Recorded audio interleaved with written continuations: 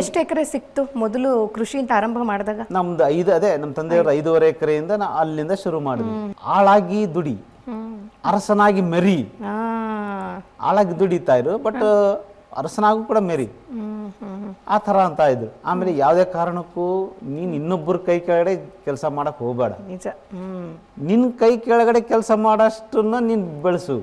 ಮಕ್ಕಳನ್ನ ಓದಿಸೋದೇ ಇದೇ ಉದ್ದೇಶಕ್ಕೆ. ಒಂದು ದೊಡ್ಡ IT-BT ಸೆಂಟರ್ನಲ್ಲಿ ಕೆಲ್ಸಕ್ಕೆ ಹೋಗು, ತಿಂಗಳ ಒಂದು ಸೆಕ್ಯೂರ್ಡ್ ಸ್ಯಾಲರಿ ಬರಲಿ, ಇದು ಪೋಷಕರು ಮಕ್ಕಳ ತಲೆನಲ್ಲಿ ತುಂಬುತ್ತಾ ಇರುವಂತದ್ದು. ಬಹುಶಃ ಇದು ಒಂದು ಯುವಕರ ಬೇರೆ ದಾರಿ ಹಿಡಿಯೋದಕ್ಕೆ ಕಾರಣ ಆಗ್ತಾ ಇದೆ. ಸ್ವಲ್ಪ ಗೊಂದಲಕ್ಕೆ ಕಾರಣ ಆಗ್ತಾ ಇದೆ. ಹೌದು. ಜಾಣರಿದ್ದವರು, ಚೆನ್ನಾಗಿ ಓದ್ದವರು ಹೊರಗಡೆ ಹೋಗಿ ಕೆಲಸ ಮಾಡಬೇಕು, ದಡ್ರಿದ್ರು ಮಾತ್ರ ಕೃಷಿಗೆ ಬರಬೇಕು ಅನ್ನೋಂಥದ್ದೊಂದು ಒಂದು ರೀತಿಯಾದಂತಹ ಮೂಢನಂಬಿಕೆ ಅಂತ ಹೇಳಬೇಕು.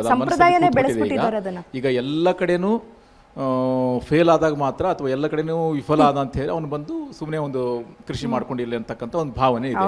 ಆದ್ರೆ ಇವತ್ತಿನ ಆಧುನಿಕ ಪರಿಸ್ಥಿತಿ ಹೆಂಗಿದೆ ಅಂತ ಹೇಳಿದ್ರೆ, ಇಂಥ ಸಾಧಕ ರೈತ ನೋಡಿದಾಗ ನಮ್ಗೆ ಏನ್ ಅನ್ಸ್ತದೆ ಅಂತ ಹೇಳಿದ್ರೆ, ಯಾರು ಹೆಚ್ಚು ಜ್ಞಾನವಂತಿದ್ದಾರೆ, ಯಾರು ಹೆಚ್ಚು ಕಲ್ತಿದಾರಲ್ಲ ಅವರೇ ಕೃಷಿಗೆ ಬರಬೇಕು, ಅವರೇ ಏನಾದರೂ ವಿಶೇಷವಾಗಿ ಮಾಡಿ ತೋರಿಸಬಲ್ರು ಅನ್ನೋಂಥದ್ದು ನಮ್ಮ ಒಂದು ಆದರ್ಶ ಕಣ್ಣು ಮುಂದೆ ಕಾಣ್ತಾ ಇದೆ. ಈಗ ಕಾಲಚಕ್ರ ಬದಲಾಗ್ತಾ ಇದೆ.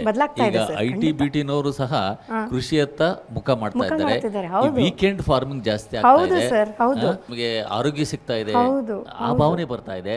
ಇದು ಒಂದು ದೃಷ್ಟಿನಲ್ಲಿ ಒಳ್ಳೆ ಗುಡ್ ಡೆವಲಪ್ಮೆಂಟ್ ಅಂತ, ಮುಂದಕ್ಕೆ ಒಂದು ಹೆಲ್ತಿ ಸೊಸೈಟಿಗೆ ಒಂದು ಗುಡ್ ಸೈನ್ ಅಂತ ಅಲ್ವಾ ಸರ್?